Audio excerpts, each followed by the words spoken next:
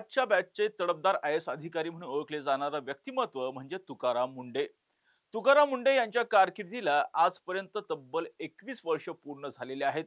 तब्बल 21 वर्षामध्ये तुकाराम मुंडे यांची तब्बल 24 वेळा बदली करण्यात आली.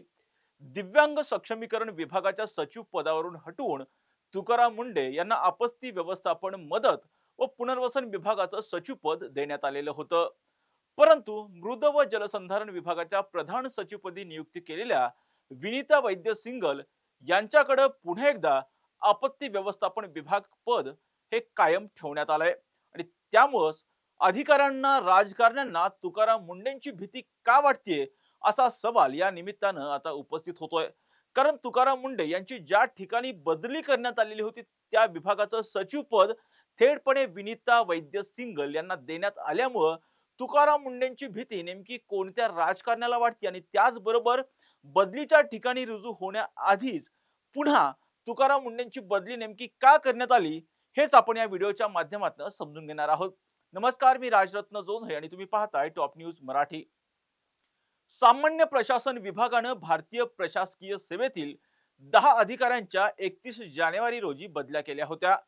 त्यामध्ये तुकाराम मुंडे यांना दिव्यांग सक्षमीकरण विभागाच्या सचिव पदावरून हटवून आपत्ती व्यवस्थापन मदत व पुनर्वसन विभागाचं सचिवपद देण्यात आलं होतं. आपत्ती व्यवस्थापन विभागाच्या प्रधान सचिव पदावरून हटवून विनीता वैद्य सिंगल यांना मृद व जलसंधारण विभागाच्या प्रधान सचिवपदी त्यांची नियुक्ती केली गेली होती. तर तुकाराम मुंडे हे सचिव असलेल्या दिव्यांग सक्षमीकरण विभागाच्या सचिवपदी माणिक गुरसाळ यांची नियुक्ती करण्यात आली होती. तडफदार IAS अधिकारी म्हणून ओळखले जाणारे तुकाराम मुंडे यांना दिव्यांग सक्षमीकरण विभागात सप्टेंबर 2025 मध्ये आणलं गेलं होतं. आत्ताच्या बदलीच्या वेळी मुंडे हे पश्चिम बंगालमधील विधानसभा निवडणुकीचे निरीक्षक म्हणून गेले होते. त्याच दरम्यान तुकाराम मुंडे यांच्या आईचं पुण्यात निधन झाल्यानं ते राज्यात पुन्हा परतले. याच काळामध्ये त्यांना प्रतीक्षेत ठेवल्याच्या नाट्यमय घडामोडी घडल्याचं सुद्धा चित्र पाहायला मिळालं. तुकाराम मुंडे यांना जो आपत्ती व्यवस्थापन मदत व पुनर्वसन विभाग देण्यात आलेला होता त्या विभागाचे मंत्री हे मुख्यमंत्र्यांच्या अत्यंत जवळचे आहेत, भारतीय जनता पक्षाचे आमदार आहेत, त्याचबरोबर राज्यामध्ये मंत्री आहेत आणि ते नाव म्हणजे भाजपाचे आणि राज्याचे मंत्री गिरीश महाजन.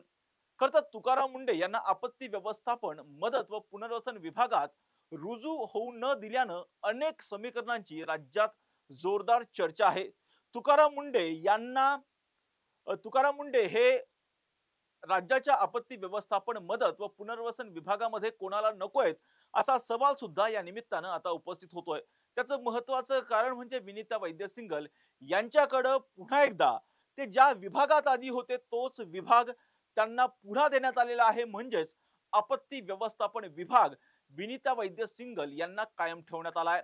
त्यामुळे विनीता सिंगल यांना नव्याने जे दिलेलं खातं होतं अर्थात मृद व जलसंधारण विभागाचं जे सचिव पद होतं ते आता रिक्त झालेलं आहे. मात्र त्या ठिकाणी तरी तुकाराम मुंडे यांना नियुक्ती दिली जाईल असं वाटत असतानाच त्या ठिकाणची नियुक्ती जे आहेत सध्याला जे त्यांच्याकडं दिव्यांग सक्षमीकरण विभागाचं सचिवपद दिलेलं आहे त्या माणिक गुरसाळ यांच्याकडं सुद्धा म्हणजे अतिरिक्त पदाचा पदभार जो आहे तो देण्यात आलेला आहे.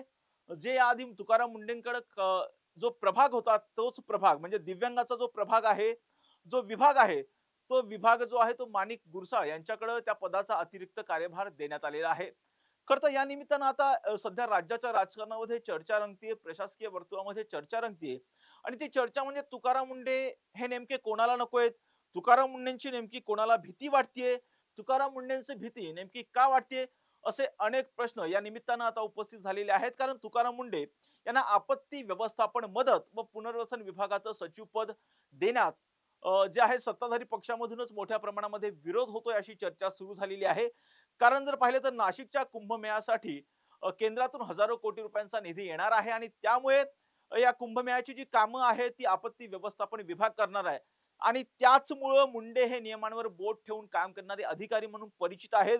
तब्बल 21 वर्षांमध्ये त्यांच्या तब्बल 24 वेळा याच नियमांवर बोट ठेवून काम केल्यामुळे बदल्या झालेल्या आहेत. त्यामुळे अनेक राजकारण्यांचा तुकाराम मुंडे यांना विरोध आहे आणि त्याचमुळे नाशिकमध्ये होणाऱ्या कुंभमेळ्याची मोठ्या प्रमाणामध्ये कामं जी आहेत ती की आपत्ती व्यवस्थापन विभाग करणार आहे आणि या विभागाचं सचिवपद जर तुकाराम मुंढे यांच्याकडे असेल तर मोठ्या प्रमाणामध्ये तुकाराम मुंढे नियमांवर बोट ठेवून काम करतील आणि हीच अडचण कुठेतरी राजकारण्यांना होऊ शकते, म्हणून त्यांना इतरत्र पाठवावं अशा पद्धतीची चर्चा सध्या राजकारणामध्ये वरिष्ठ पातळीवरती सुरू झाल्याची चर्चा आहे.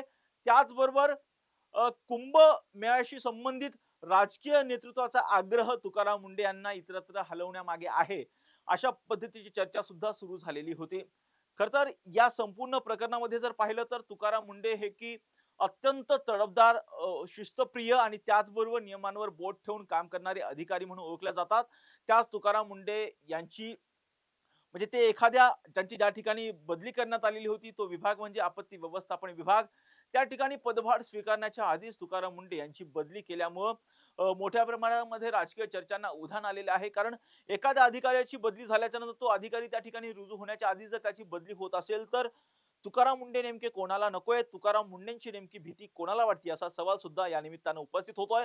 आता अद्यापही तुकाराम मुंढे हे सध्या प्रतीक्षेत आहेत की त्यांची कोणत्या विभागामध्ये बदली केली जाईल, या बाबतीमधलं परिपत्रक कधी पुढे येईल यासाठी तुकाराम मुंढे सध्या प्रतीक्षेत आहेत.